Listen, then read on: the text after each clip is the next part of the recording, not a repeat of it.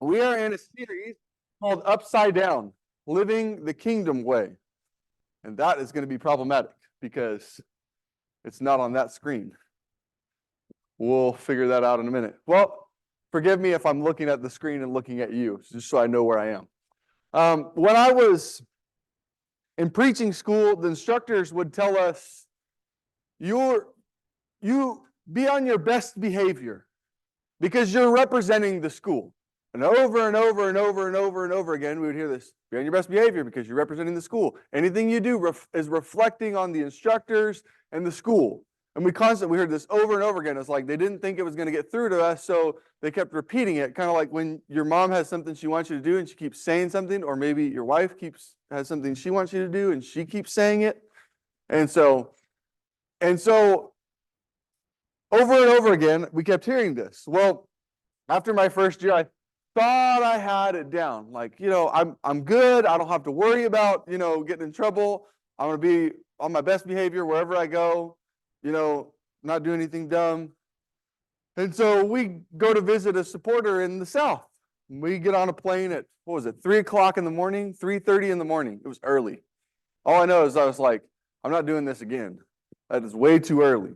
Get on a plane at 3, get at the airport, get on the plane at 5 o'clock in the morning, fly to Denver, get off at Denver. I mean, it was like 6 hours of flying. Those of you who fly, you're like, oh, that's not bad at all. But it's a lot for people who don't fly very often. So we get on this plane and, of course, I'm not dressing in, any kind of fancy clothes. I got gym shorts, flip-flops, and a white t-shirt on. I just want to be comfortable. 6 hours of flying, that doesn't sound like too much fun, and you kind of maybe want to be in slightly something a little more comfortable than, slacks and a dress shirt. So we fly out there, we get off the plane, we meet the people we're staying with, everything goes great. I preach there, I wore a suit and tie and all that jazz. And we get back to school at the end of summer, and I'm sitting in class one day, and one of the instructors comes up to me and says, some of the teachers want to talk to you.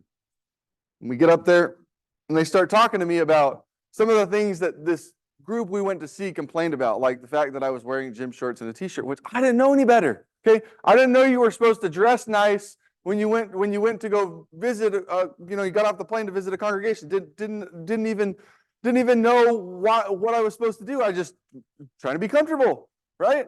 6 hours of flying, not fun. I don't know what you dress in when some of you flying to Australia or Japan or wherever. But I'm not dressing in slacks or anything uncomfortable. I'm dressing in something that I could possibly sleep in because that's what I'm going to be doing most of the time on the plane. But I didn't know any better. And I say all that to say this. Is it not going to work? There it goes. It's just slow. You can't live up to standards you don't know exist. Right? You can't live up to standards you don't know are in existence. I don't know. I'm from California. I didn't grow up in the church. I was, before I went to preaching school, I was a t-shirt and shorts kind of guy to church on Sunday morning. Okay? That's what I did. That's just how I was. I grew up in California. I don't know any better. But I can't live up to standards I don't know exist. Right? And that's the thing, right? Sometimes, man sets these standards or has these ideas or has these ideologies and that they think are right or wrong, but it's not necessarily that what man says is wrong is necessarily always wrong, right? It's not the standards that we set that put us in the place of, okay, well, this is necessarily wrong or right. But in God's eyes, if something's wrong, it's always wrong. If something's sinful, it's always sinful. And that's the difference that we see between man's standards and God's standards. Now, before we jump into the rest of this and dive too deep into it, I want to kind of recap what we talked about last week because this is important to the series and understanding what we're going to be looking at in the Sermon on the Mount. And that is, when we looked at last week, was that the Sermon on the Mount is about living righteously by God's standards, right? We live righteously by God's standards, not our own standards, right? Because we as human beings, we love to create and live by our own set of standards. That's what we like to do as human beings. Well, we say, well, we like something, we're comfortable with something, we think this is good, we think this is fine. So let's create this order or organization that revolves around us, and then make everybody else live by it. Right? When in reality, that's not what we're after. And when we do this, this is what happens. God gets left out, and we live in extremes. And maybe it was that we were living in extremes to begin with, and that's why we got to the place that we were, and maybe that's why we left God out to begin with. But when we create our own set of standards, when we are idolizing our pillar of expectations and importance, we leave God out, and we live in extremes. And so that's kind of what we talked about a little bit last week. But not only that, what does Jesus call us to do? What does he call us to be? He doesn't call us to live in extremes. He calls us to live radically balanced. And it sounds like an oxymoron, okay? But it's not. Radically balanced. What I mean is that we're not living to the right or to the left or to the right. We're trying to live in the middle. We're trying to be centered. We're trying to take into consideration this side and go, okay, what is it that God and how is it that God wants me to live, and why does he want me to live this way? Because if I live in extremes, typically I'm following a man's standard, not God's standard. You're going to see this in the Sermon on the Mount when we get to next week and we start talking about what the law says. Right? When he talks about being angry, when he talks about adultery, when he talks about lust, when he talks about all these different things, he says, you have heard it said, but I say to you. You have heard that it was said, but the transition is the most important part in chapter 5, verse 17 through 20. He says, whoever relaxes the least of these commands will be liable to the law. He says that if you know these commands and you say, well, we don't really need to follow that part of it. We don't need to really follow that part of it. And this part of it's really not that important, right? But we could live without it, or we could do without it. And they start making their own set of standards. There becomes a problem. And so when we look back at the end of this Sermon on the Mount, as we jump into 13 through 16, we see that Jesus changes his language, right? He's saying, blessed are those who... And when you read this in 5, 1 through 12, you see this, right? He has this language. He's speaking generally. He's speaking to the audience. And then he switches his language. And he says, blessed are you when people insult you. Look at this. It'll pop up for me. You're you. This becomes like Jesus is sitting on the mountain and he's talking to the crowds, and he turns to his disciples and he looks at them. And he says, blessed are you when people insult you and persecute you and falsely say all kinds of evil against you because of me. Rejoice, for your reward in heaven is great. For in the same way they persecuted the prophets before you. This is nothing new that's happening. If you stand up for God's standards, you're going to be persecuted by the people who've set their own. That's just the way that it goes. When you live the kingdom way, you're going to have problems. You're going to have issues. You're going to see a repeated pattern of persecution. And you're like, well, if I'm standing up for something that's true, I mean, people are going to look at me weird. People are going to look at me funny. People are going to, I mean, how do I live this out? And now you don't. And so this is where we take in 5:13 through 16. It's the end of the Beatitudes. And he's saying something here that's really, really important. Right? First of all, he says, you're the salt of the earth. If you go to Leviticus chapter 2 and verse 13, it says the salt was a sign of the covenant between God and his people.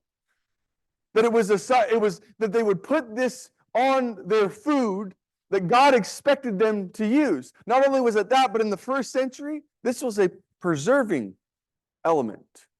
Not just for taste, not just because maybe food was a little bit bland and you got to put some salt on it sometimes, but because it was an important element of everyday life. He draws out an attractant here. Everybody loves good tasting food, right? Anybody ever go back for bad tasting food? Food that was kind of bland, food that kind of had weird taste to it. No, we like flavor in our food. That's why I keep going back to Chick-fil-A. I mean, look, I'm not incriminating myself, but that's why, I go to Chick-fil-A when I shouldn't, because it's good. It tastes good. I continuously, In-N-Out, I stick to the three main food groups, right? Pizza, Chick-fil-A, and In-N-Out Burger. I don't know if that's your story, but that's mine. Okay? Good tasting food. Everybody loves it. Everybody keeps going back for it. You know what? When I was little, our family tradition was at night, we always sat around the dinner table. That's what we did. Every night, 6:30, 7 o'clock at night, we just sit around the dinner table. Everybody came to dinner. You didn't have a choice but to sit at the dinner table. If you didn't want to sit at the dinner table, you sat at the dinner table anyways. If you weren't hungry, you sat there anyways because, well, that's what we do. And I remember seeing things from my dad. My dad is a flavor man. Still does it to this day. He sits down, puts his food on his plate, reaches to the middle of the table, grabs the salt, grabs the pepper, puts it all over his food. And when I was little, I never understood why. It's like, well, what is he doing? Is your wife's cooking that bad? And then as I got older, and because I wanted to be like him, I started to understand why he did it, that it added something that you didn't get without it. And so as I grew up, I still do it to this day. I put salt on everything. Ask my wife, how much salt do you actually need? Well, not as much as I probably eat, but I eat it anyways. It adds flavor to my food. It's an attractant. It is something that allows us, that gives life flavor. And what Jesus is saying here, he's saying, you're the salt of the earth. You're the salt of the earth. As if you were sprinkled here to make it better. You're the salt of the earth. You're the preserving factor. You're the salt of the earth. That's important. Because what keeps us coming back, think about it from this angle. You ever met somebody you never want to be around again? You ever met Christians you didn't want to be around again? Think about it from that standard. And what was it? What was it that made it so? What was it that you said, not again? What was it that made you say that? Was it the negativity? Was it their comments? What was it? I talked to a rock, but even there's some people here. Well, not here, but there's some people that I've met. The man, you sit and have a conversation with them, and they suck the life out of you, and you're like, oh my goodness, I can only do that once a year. And there's something about it, but distasteful Christianity is not attractive to people in the world. So how do we live in such a way where people go, man, I want some of that. I want to live that way. Because that way isn't set by man's standards. That way is set differently. And it's unique. But he doesn't stop there. He says, but if the salt has become tasteless, all rhetorical, how can it be made salty again? It is no longer good for anything except to be thrown out and trampled underfoot by men. Makes sense, right? I don't have to say much more about that one. If salt doesn't have taste to it, you ain't going to put it on your food. You're definitely not going to, maybe some of you, but I'm not going to pour vinegar on my food. I'm not going to take a can full of sugar and pour it on my food. I'm not going to do that. I'm not going to eat salt that's tasteless. But then he doesn't stop there. He says one more thing. He says, you are the light of the world. You're the light of the world. About 6 years ago now, 5 or 6 years ago now. And I hadn't done this in a really long time. I took a backpacking trip with my brother and my dad. And we went up in the Trinity Alps, which is, northwestern California. We were getting ready to scout for deer season. When we get on the trail early morning, hike up, pitch black. Get to the top of the hill, pitch black. And all you can see at night when there's no fire is the stars in the sky. There's no light pollution.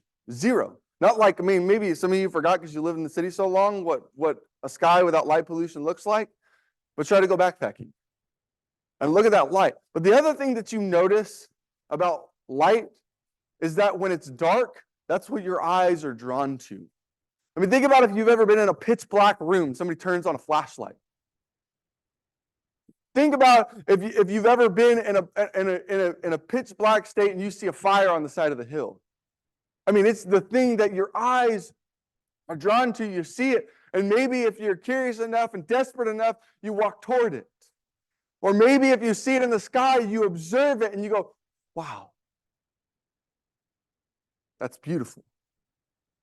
He's saying, that's what you are to a dark world. We're assuming here that what Jesus is saying is that if we're the light of the world, that the world is in darkness. And the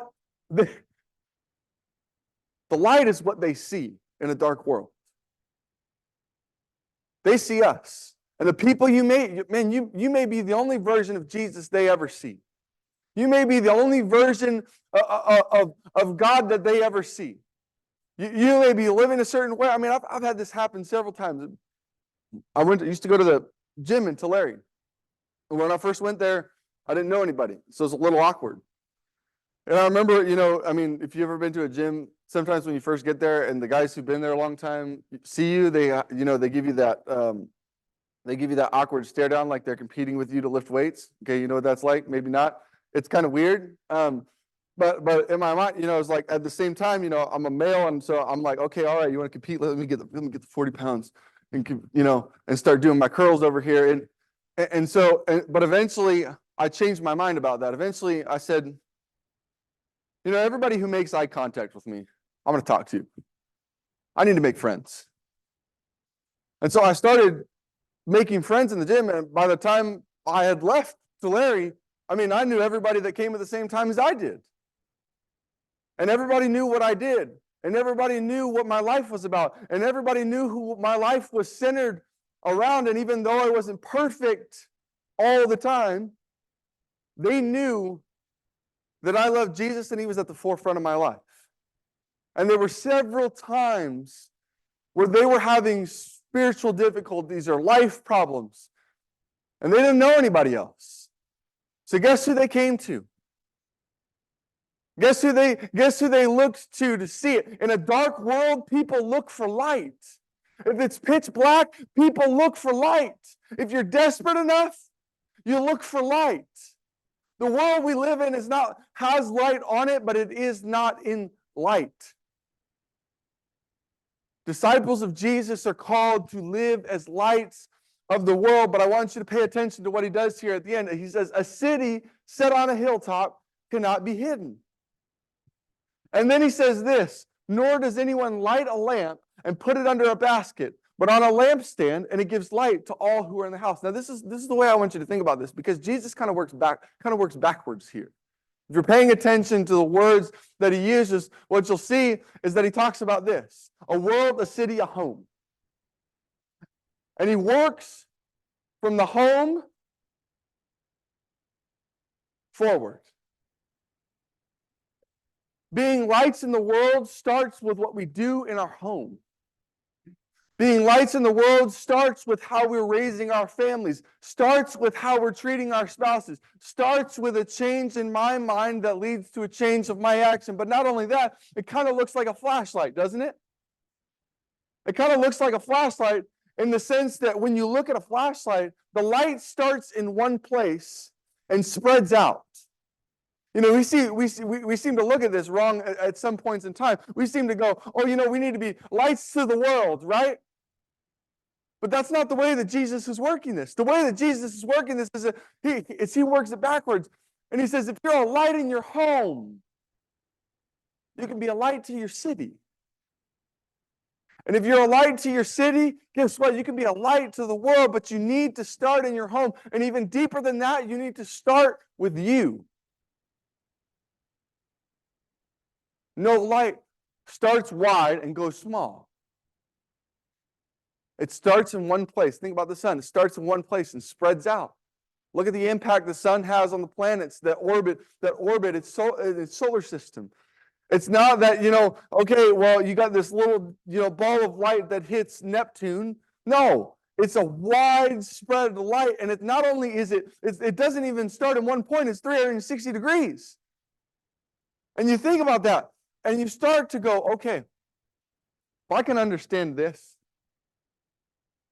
if I can understand that it starts in my home and doesn't start in my city or my world,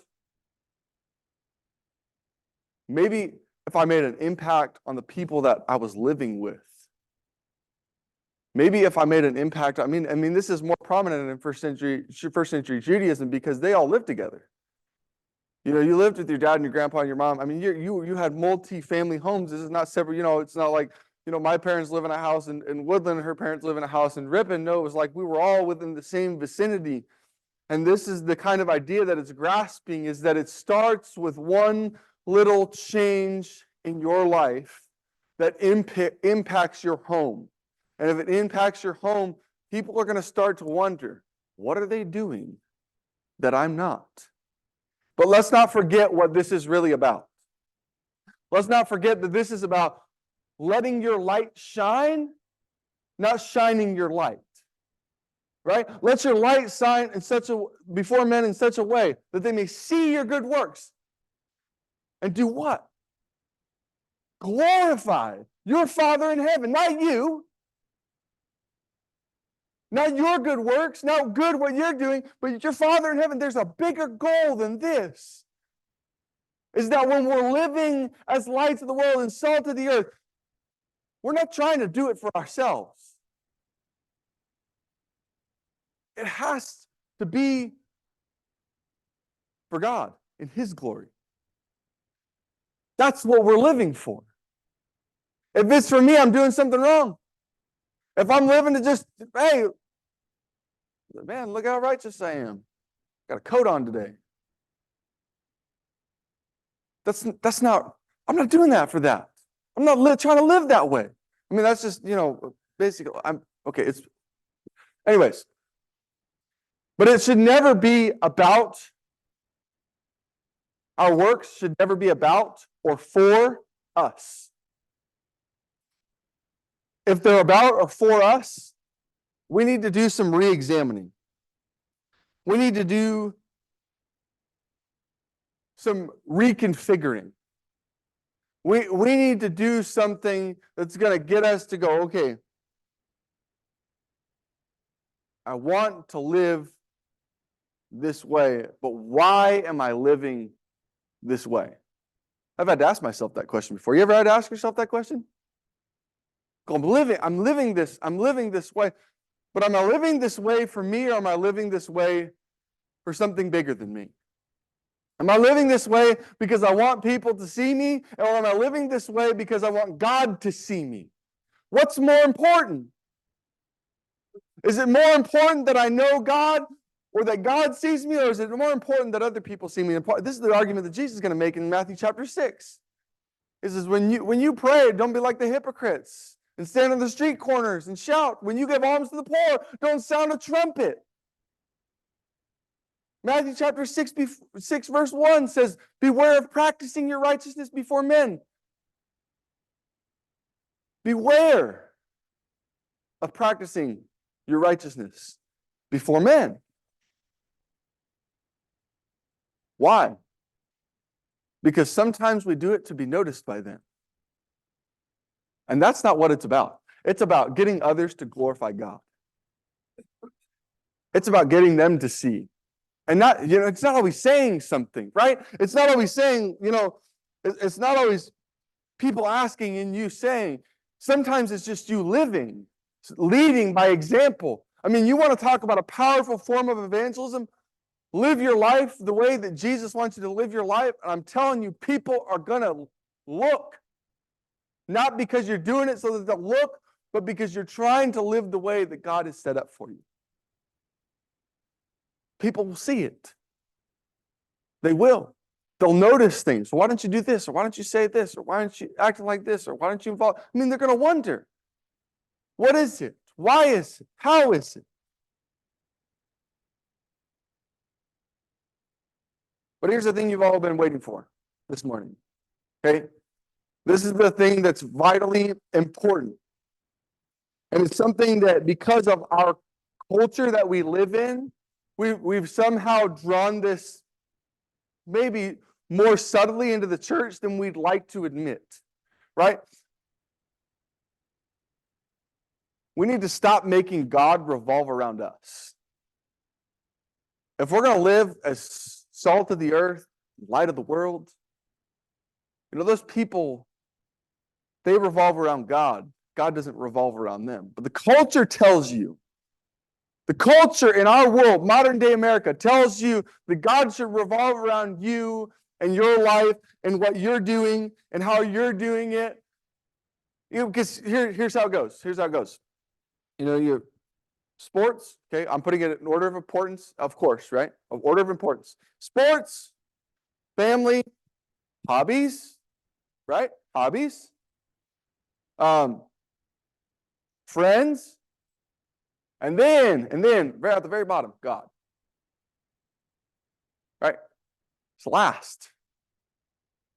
If God is just included in your life, you're doing something wrong. God doesn't want to just be included in your life. He has to be your life. He has to be the center of your world. He has to be everything you are. And sometimes we think that reaching the world, reaching our city, reaching the places we live in starts with the world, but in reality, influence starts in smaller places. It begins in smaller places. Namely, like if we just looked at what's around you on a daily basis, your spouse, right? You can influence your spouse. Maybe your spouse isn't a follower of Jesus. Maybe they're living contrary to the way that you're living, and you have to fight it constantly every single day. You have to fight against it. Maybe it's your family. Maybe it's your friends. These are the smaller places that influence for the kingdom living way begins. And maybe it's other believers. Maybe it's people in other churches. Maybe it's people in the church that are just including God in their life. But even bigger than that, I say bigger, but it's smaller. Even smaller than that is me and you. Me and you. We get to decide when that change is made. But if we don't decide that change is made, a change is never going to be made. We have to decide that we're going to live the way that God wants us to live, not just include God in our life, but revolve our life around God. Brethren, I'm telling you, I'm not perfect at this. I struggle with this because I got a lot of things I like to do. I got a lot of things, I got a lot of things I like to do. I got a lot of games I like to play. I got a lot of things that in the short term are more important to me than the long-term goal. But that's a condition of the human way of living, of human life, is that we're just naturally short-sighted people. We're naturally people that are just, we don't look very far into the future. We don't see the outcome of things, and we don't see how the things that we do today affect the things tomorrow, affect our life 20 years down the road. We don't think about it till we get there. You hear stories from my dad. Well, it's like, yeah, I never should have done that because I wouldn't have been here if I wouldn't have done that. And I try to listen to that. And I try to live my life in such a way where I'm not making mistakes now that are going to affect me 20 years down the line. My human condition leaves me short-sighted. But it's not always a bad thing.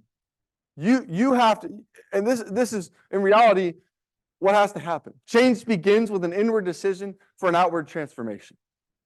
It begins in your heart. It begins with who you are. You have to make an inward decision, not say it out loud, not profess it to people, but make an inward decision for an outward transformation. I know you all know this because you're so smart. And you've got this human thing just figured out, and I really don't, but I really think this is important for a way of living. That if I want to implement change in my life, I want to implement change in my home, if I want to implement change in my city, in my world, this has to happen. I have to make an internal decision for my outward transformation. Because my outside can change. I mean, you think about this, right? Yeah, I can change and modify my behavior on the outside, but if I don't believe it on the inside, when I'm away from the people that I'm normally around, nothing changes. Nothing's really changed. Nothing's really in effect. But if I work from the inside out, real change happens there. Real change happens when I work on me instead of we. So, here's the takeaway. And I think because you've heard me repeat it over and over again, that you've already got it. And that you already know what you're supposed to do. And that you already know the way that you're supposed to walk. But this is really, really important.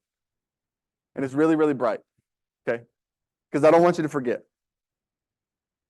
Orient your life around Jesus. And I'm talking everything. What comes first in your life? You ever ask that question? What really, I mean, when you sit down, you go write it on a piece of paper. And you were to think about what's the most important thing, and ask yourself the question, what's the most important thing to me? What's the most important thing to me right now? Is Jesus at the top of that list? I think many of us would say yes. But in real reflection, I feel like we'd find that it's a no. In real reflection, does my life revolve around Jesus? You know, God is the sun, we're the planets. Kind of idea. That we revolve around Him, we have to orient our life that way. Because there's lots of things that can get in the way, and I've talked to people, I mean, you know, and you know this problem, you've seen this problem happen before, but kids sports, right? People are more active and more apt to go to kids' sports than they are to go to church. Why is that? You know, I really don't know the answer to that question. I really don't know why people orient their life around sports, but I know that if people oriented their life around Jesus, that their life would actually be better than if they oriented their life around themselves. And I know that for a fact because I lived it. I know that for a fact because I lived in such a way where my world was revolved around me. And at one time, you probably were there too, where you lived your life and your world revolved around you instead of Him. So here's something I want you to do, just in practicing, you know, in understanding this concept, this idea of orienting your life around Jesus. When you go home today, get a 3x5 card, piece of paper, whatever you can do. Grab a pencil and sit and think about what the most important thing in your life is. What is the most important thing? And be honest. Be completely transparent. What is the most important thing to me right now? And start writing down the things that are most important in your life and see where God falls. Because, like I said, we'd like to say at the top of that list that our world revolves or is oriented around Jesus. But being human beings, we have other responsibilities, and sometimes those things get clouded. So I want you to sit down and write on a piece of paper what's most important in your life right now. And then think about how you can put Jesus at the top of that list. How do you revolve your life around Jesus rather than Jesus revolving around your life? How do I become an individual that in everything I do, Jesus flows through my life? I'm not saying you can't do those things. I'm not saying you can't give time to those things that you like to do and you love to do. But how can I shine the light when I'm out doing something as menial as playing golf? Because you meet a lot of worldly people. You meet a lot of people who've lived their life chasing money, and they're not even looking to fill a void, but they don't know what they're missing. Something as menial as that. How can I have a conversation? You know, maybe I don't even talk about what I do on a Sunday. But maybe something else comes up. Maybe I talk about a principle or an insight or an application that I live in my life that might be helpful to theirs.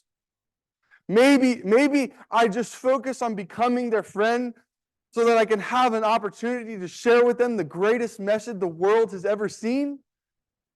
Maybe that's what it's about. Maybe it's about you don't even take a check mark and mark it off. Maybe you find a need in that person's life and you fill it without any receipt, without desiring anything back. Maybe that's what it is. But how can I shine the light of God in my life is the question we need to ask. Write on a piece of paper, what's most important to me now? And then write down a few ways that you could figure out how to put Jesus at the top of your list, to put Jesus in front of everything in your life. If you so desire to live as the salt and light of the world that Jesus describes. We're going to stop there. We're going to pick up in verse 17 next week. And we're going to talk about some really hard stuff. We got some really hard stuff coming up in the Sermon on the Mount. But I think that it'll be important for us to see what that looks like and how to live it practically in our day-to-day life. If you're here and you have a need of any kind, we offer an invitation. It's a tradition here that those who have need of prayer or of taking their next step in their faith journey would come forward, and we can help you do that. Our elders are more than open to talk to you if you have a need of any kind. Why don't you come forward as we stand and sing?